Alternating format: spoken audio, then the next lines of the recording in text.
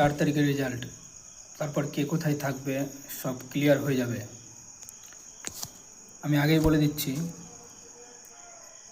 4 তারিখের পরে মানে নেতাদের একটা কমন ডায়লগ, যে বিপরীত দলের মানে নেতার বিরুদ্ধে ওরা কেউ মুখ দেখাতে পারবে না।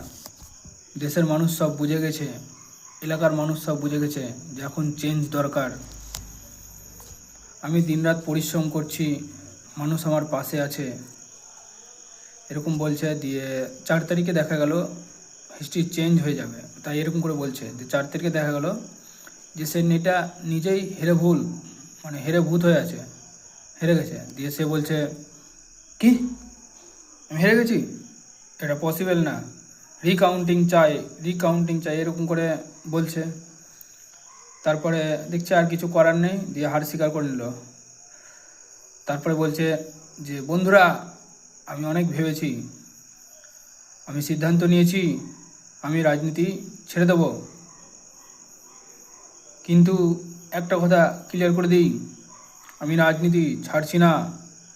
দিয়ে তখন রিপোর্টার জিজ্ঞাসা করছে, কিন্তু স্যার আপনি তো বলেছিলেন রাজনীতি ছেড়ে দেবেন। দিয়ে তখন নেতা বলছে, আমি রাজনীতি ছাড়ছি না, আমি যদি রাজনীতি ছেড়ে দিই তাহলে বিপরীত দলের সুবিধা হয়ে যাবে, তাই আমি চাই না ওদের সুবিধা হোক। জনগণ কি বলছে বলো, তোমরা কি চাও যে বিপরীত দলের সুবিধা হোক? তারপরে তার সমর্থকরা বলছে, না না আমরা চাই না, আপনি থাকুন। যে তারপরে বলছে যে তাই আমি থাকবো, জিতি বা হারি।